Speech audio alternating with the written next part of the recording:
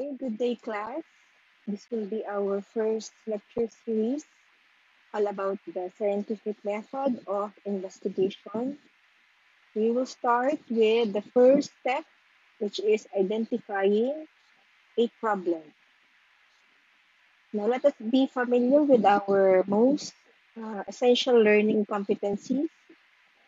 We will be describing the components of a scientific investigation. And today, we will be having three activities: differentiate observation from inference, describe observation qualitatively and quantitatively, and identify a problem. So before we are going to start with step one in the scientific method, I would like you to have your ISN ready because this will be our format. You are going to have in the right side corner notes, which I believe we have already watched on how to make kernel notes. And on the left side, as you can see in the ISN, you are going to write answers as we go all throughout this lecture series. Okay, so the first step in scientific investigation is we are going to identify a problem. Now, how do we identify a problem? So before we can identify a problem, we need to see or differentiate, observe, and infer. So let us answer this question. What is observe and infer, and how are they different? So let us have this sample activity here. Let us see if we can answer this. Let me just move my camera here. So we have five statements here wherein you are going to identify what is observation or inference. So this is what we call as the bell work activity. Now, the moment that you're going to see this slide, this pause, I want you to pause this vid. Okay, I'm going to trust you that you're going to pause this vid so that it's going to be the time to answer the activity. Okay, so I want you to pause this and answer. Just write your answer in your ISN, left side of your notebook. Which do you consider observation or inference? So kindly pause the vid. So you are done with the activity. Let us try to see if you have previous knowledge about observation or inference. As you can see here, statements 2 and 3 are considered as observation, whereas 1, 4, and 5, these are called inferences. So you may be asking why? Why is it called as observation or inference? Now that is the time that we are going to answer the question here. Okay? Let us say, for example, this picture. This picture is one of the historical picture in a certain Asian country. So how do we have some observations and inference here? Well, let us have some in observation first. Okay? The first observation is there are several people surrounding the dog. It's quite obvious that there are people surrounding the dog. We can even count those number of people, but we are not going to do that. Let us have first a basic observation. Another observation is there is a dog that lies on a mat or rather a plank of wood. So that is what we considered as observations. What about inferences? Well, the dog is probably dead. That's an inference. We are not really sure if it's dead. We can only observe that it is lying on a mat or a plank of wood. Okay. Another inference is it seems that the people surrounding the dog seems that they are praying. So these are observations and inference. As you can see, there are some clues in identifying what is observation and inference. By the way, just a brief background of this picture. This is the picture of Hachiko. Do you know who is Hachiko? It's a very loyal dog wherein a movie was made out of this loyal dog. Do you know that Hachiko waited for his owner for 9 years because his owner suddenly died? He was constantly waiting for his owner for 9 years. And this was Hachiko's last picture. Okay. So, what is really observation and inference? So, observation is gathering of information through the five senses. Okay? Usually, in science, if you're going to observe, usually it's really going to be five senses. But normally, we only use our sense of sight because that's often it's the most common thing we if we are going to observe. But in science, if you will be asked to observe all of your five senses, you will be using that. So in our previous image, you have only used your sense of sight because you have observed the picture. What about inference? Inference is making interpretations based on your past observations or experiences. You are thinking of possible explanation. Now, in our previous image, we think that the dog is dead because it was lying on a mat and it's not moving. And it also has an influence wherein the people seems praying because they have this gesture that they are doing it. But we are not really sure. So to summarize the differences between observe and infer, let us have this poem. An observation is what you know because your senses tell you so. I see, I feel, I smell, I hear.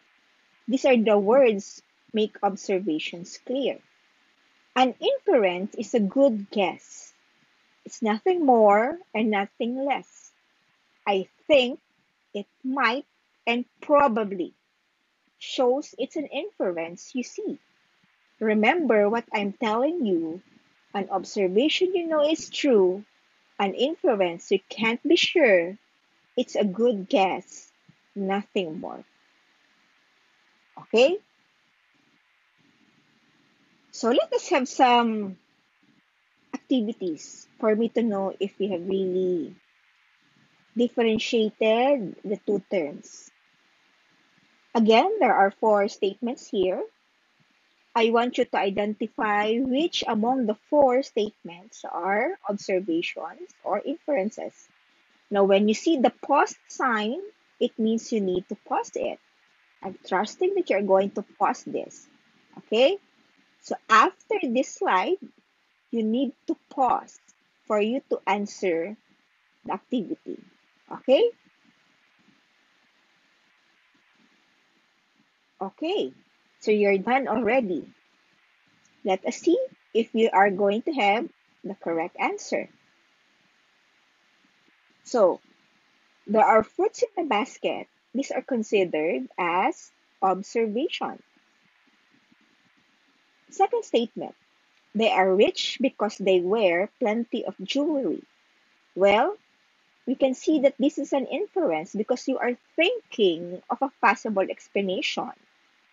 Remember, there's a clue word there because they wear plenty of jewelry. Remember, it doesn't mean that a person wears plenty of jewelry, they are rich. So this is an inference. The third statement, the boy is sad because his parents or father went away. Again, this is an inference because you are thinking of a possible explanation. Why is the boy sad? And the fourth one, the cloud is clear. This is an observation. So I hope you got it correctly. So always keep this in mind. When you observe, for example, in this image, you can you can say that the woman is wearing a blue shirt or polo shirt with stripes on it. But if you're going to see that when it comes to observation, you need to be specific. If you're going to describe the color of the shirt or the hair or the number of books, you need to be specific about it. Therefore, you need to be familiar on what are the two types of observation. We have two types of observation.